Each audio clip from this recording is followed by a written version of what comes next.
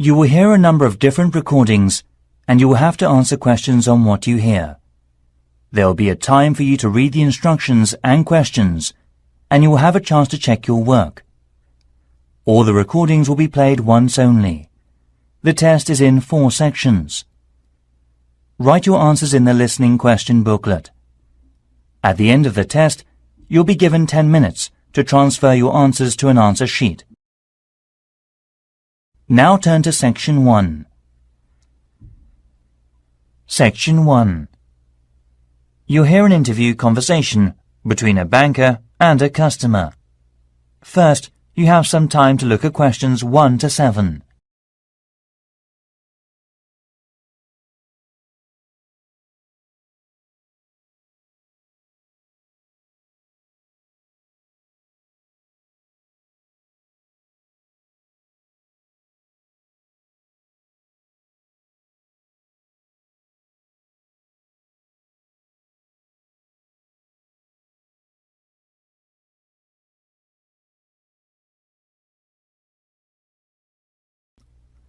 Now we shall begin.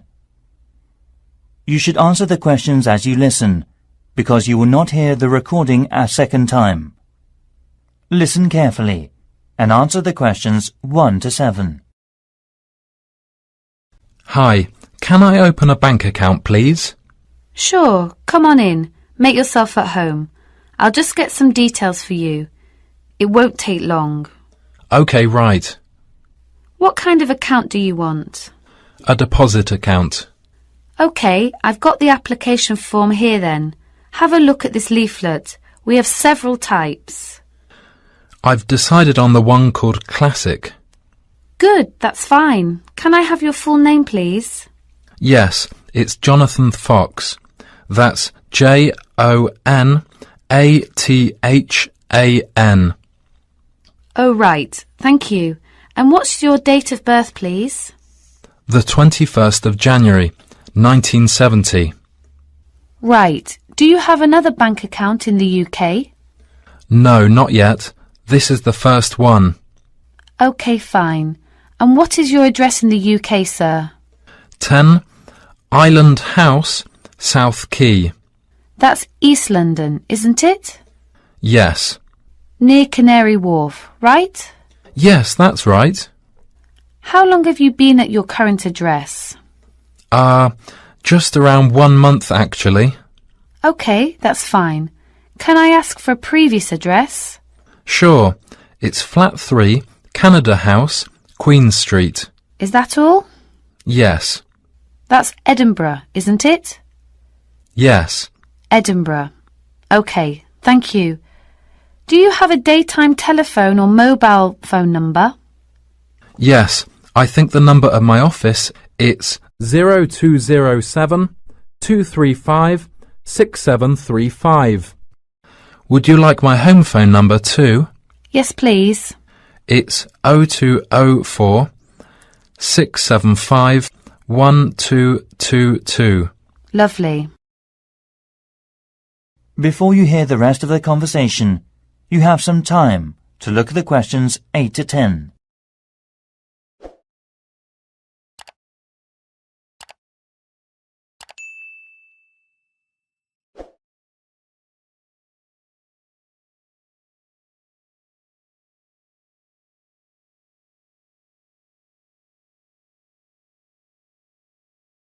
Now listen and answer questions 8 to 10.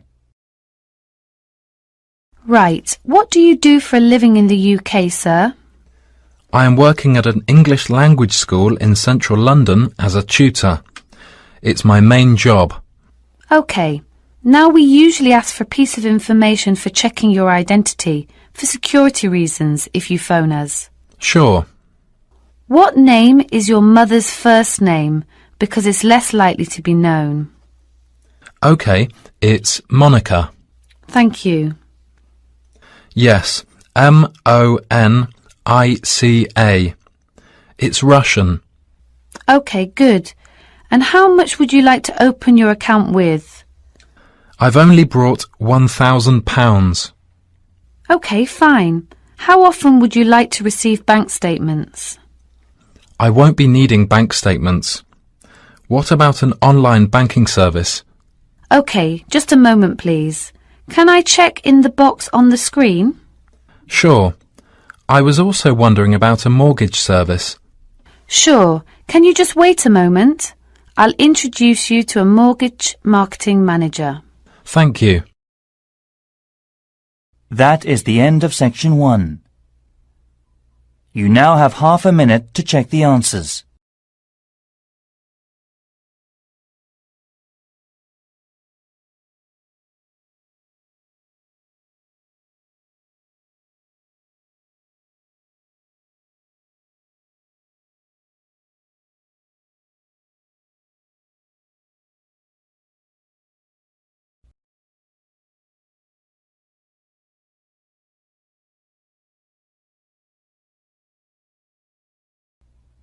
Now turn to section 2.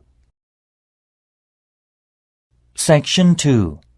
You'll hear a tourism program, The Elizabeth House.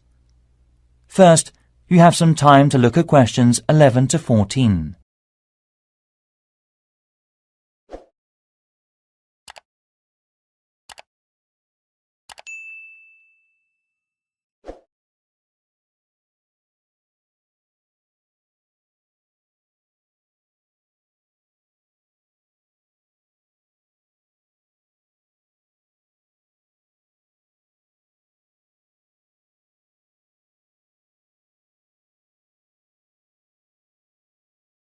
Now listen carefully and answer the questions 11 to 14. Hi everybody. Good to see you again.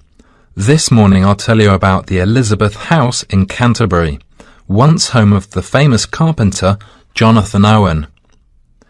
He bought the house in 1965, although he had first seen it 5 years earlier. Actually, he was interested in the house as a traditional flat in England, and he paid £5,000 for it without a second thought, because of it having standard and regulation building methods during the Middle Ages in the UK. At that time, he had worked at the University of Canterbury as a head carpenter, who managed with a small building company. His professional success was abundant, but his family life wasn't so successful. His parents had suffered from diabetes and mental disease, and his brother Dan was ill with pneumonia. Moving to Elizabeth House, he started his new life. Jonathan considered the home a pure example of traditional East England country house and did some of his successful building structure work here. The backyard and garden of the house became calm and peaceful. The materials used to make the wall, chimney and roof were collected from the local area. Most of all, oak trees were in the front of the main gate. Before you hear the rest of the program, you have some time to look at the questions 15 to 20.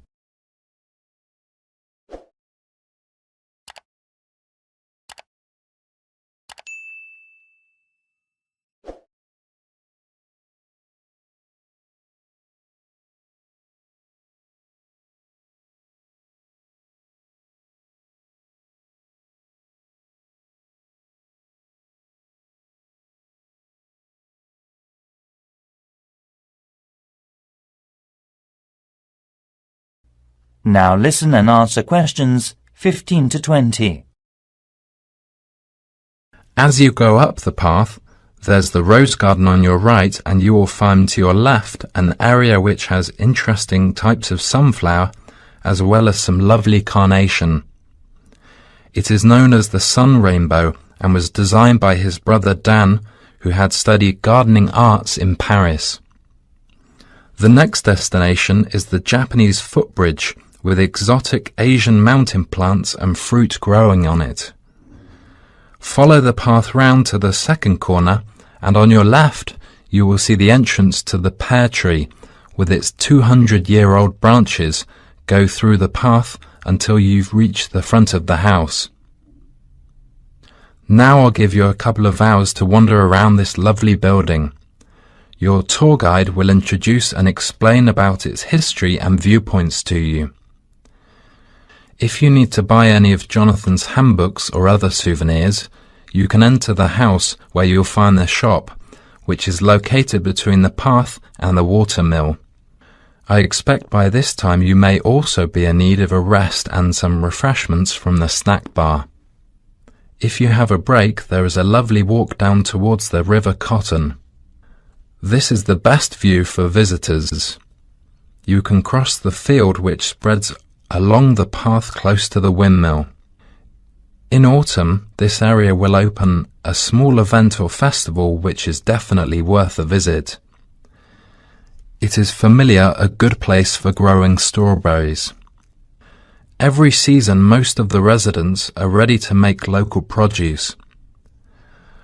Also, the local council helps to improve the grape festival by promoting and marketing it through online and offline methods. Last year, around 100 tons of grapes were harvested and sold at the City Mall. We'll now have a good chance to see an orchard behind the house. That is the end of section 2. You now have half a minute to check the answers.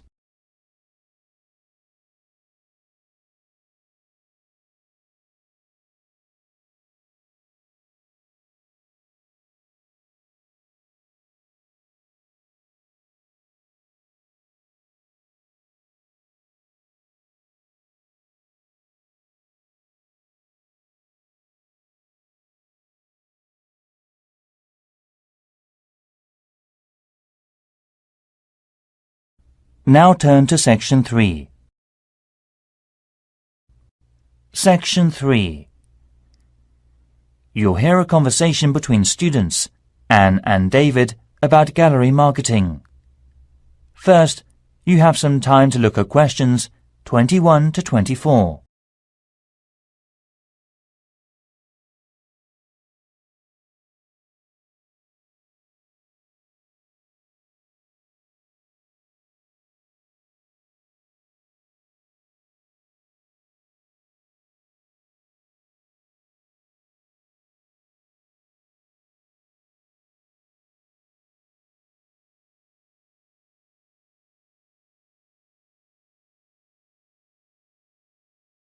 Now listen carefully and answer the questions 21 to 24. Anne, we really need to get working on this gallery marketing assignment. We've only got 2 weeks left until the end of the month to set up.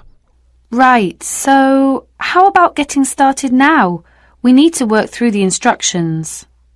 Well, we must search for one area from tourism industries, like the museum or gallery. There are lots of sites online. What are they about? The National Science Museum, the History Museum, the War Museum, the Tate Modern Art Gallery, and so on. You got more? We've got plenty.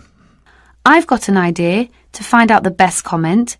Coming this Friday, we'll get more information at the London Museum because it shows all the visitors' guidebooks of museums or galleries in the UK. It also runs a small workshop about non-profit tourism industries marketing. Great. So after visiting there, we have to use research methods, such as telephone interviews, questionnaires on the street, or sending out emails. Actually, we don't have a choice. We have to send the email. Right, we don't have to waste time deciding among them. By the way, how do we get the responses? Let's contact the London Museum's Information Centre. Actually, it may be helpful to us to collect data through our head course leader. How many people do we have to interview? Well, we have to split into 3 groups. And it looks like we have to interview 30 people for each group. So 90 altogether then. It depends on the ages too, right? That's right. So are they all the requirements? Yes, looks like it. Firstly, which part are we going to choose? My preference would be a modern art gallery, since that's where I spend most of the time. I think you've got something wrong. I don't think there are abundant differences in the exhibitions there. I mean, you get young and old, man and woman, amateur and professional, all going to the galleries. Right, so let's make it a ceramic exhibition then. So basically, what two groups will we compare and contrast for that? Male and female? Absolutely. Also, most of my respondents like the same ceramics as me. Also, I think different age groups could be changed to highlight differences. Before you hear the rest of the conversation, you have some time to look at the questions 25 to 30.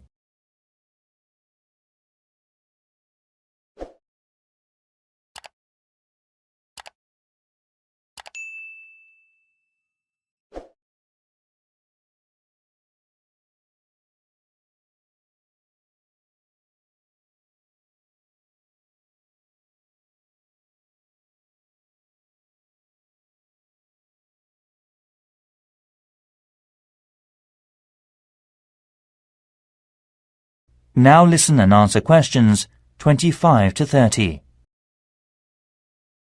I think you're right. I'll take some comment. The age groups are teenagers, 20s, 30s, 40s and over. What do you think about this? Great. That will give us more detail. So how about the kind of ceramic they like? Let's give them some options and then we can just tick boxes. OK, let's have Asian, European, African. What else? Something special? Well, we should include the Incas in Peru. Some people like this style, you know. OK. And then we should know about their understanding of ceramics. They can learn about that thanks to a gallery curator who can inform them about the patterns and markings through picture and local clay. I'm curious about how they were made. I mean a process with painting and things embedded on the surface. At that time, the equipment and materials were not good, compared with the present day. I agree. We should also include an earthen vessel, of course. Right. The next step could be about where they were actually from. They were made from local clay, weren't they? Things such as mountain, lake, basement and so forth. I think so. One more thing is the colour on the bottle. How did the ancients get the tone? On the internet, it said they got it through dried plants. They were working again to make a tone, drying and sorting. OK, I see. To get more hard tone, they included other strong herbs or something. At that time, the colours were used by the rich with property. Great. You've got plenty of data, David. No, it's just beginning. We have to look for something special with more details and history for the presentation next week. That is the end of section 3. You now have half a minute to check the answers.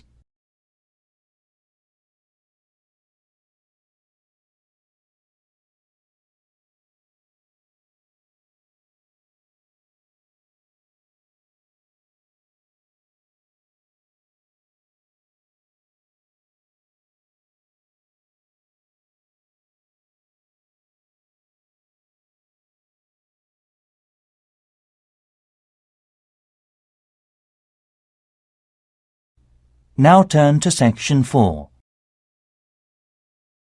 Section 4. You'll hear part of a lecture given by a waste recycle management's professor. First, you have some time to look at questions 31 to 40.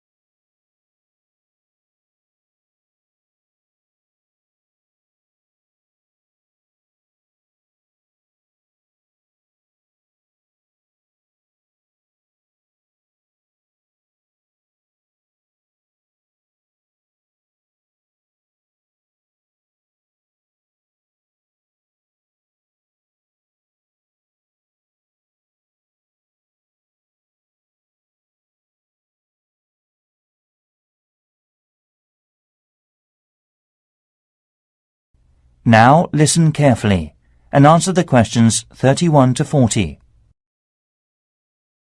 Hi everyone.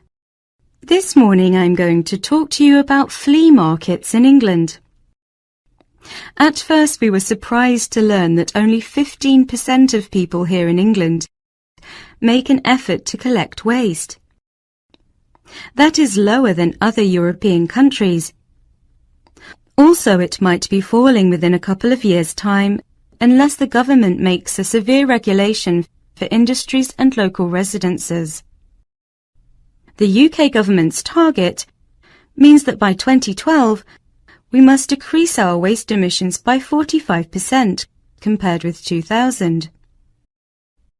Local councils can offer support to meet that target by taking part in the National Green Campaign and investing in local flea markets. Most of all, these markets reduce waste emissions from landfill sites.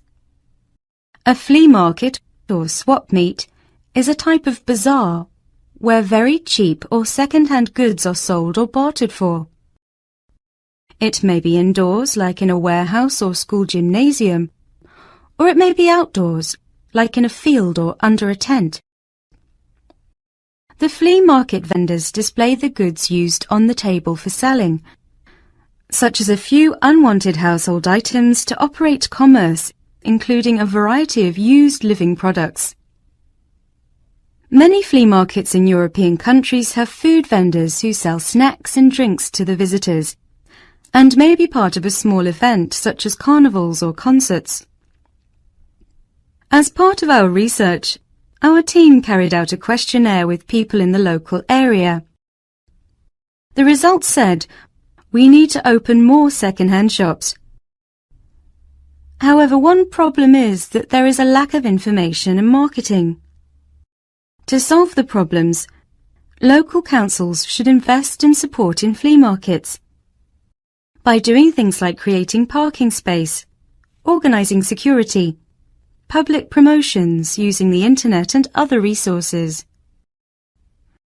We were also surprised to discover how waste such as furniture, computers, kitchen tools, and other such things are reused. And wooden furniture or electronic products are easy to recycle because they can be reused over and over again without becoming weaker. Around 3 million electronic goods are thrown away per year. Also, around 500,000 pieces of furniture are also disposed of. Only 1/5 is collected and fortunately recycled through many local flea markets. In 2009, there were around 3,000 flea markets in England. The number is increasing, steadily, so far. Surprisingly, by collecting under 15% of old books, lots of paper is imported, so more paper can be recycled in the UK. Europe recycles 50% of its paper, and Germany recycles 80% of its paper. When recycling launched, there were quality problems, so it was so hard to reuse paper in office sheets.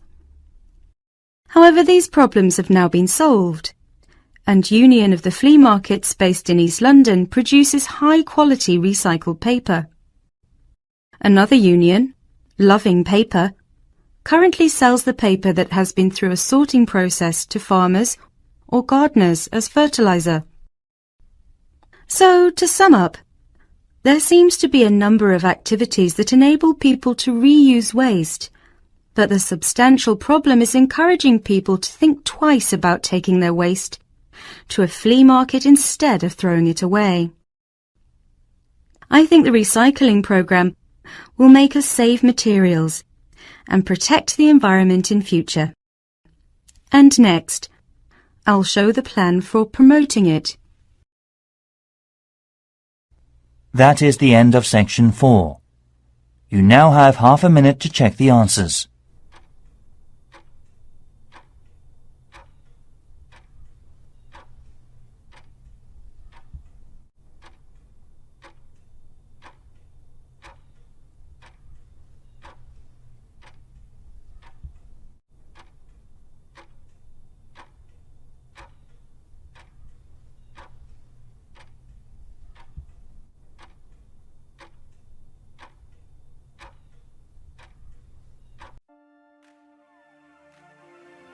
That is the end of the listening test.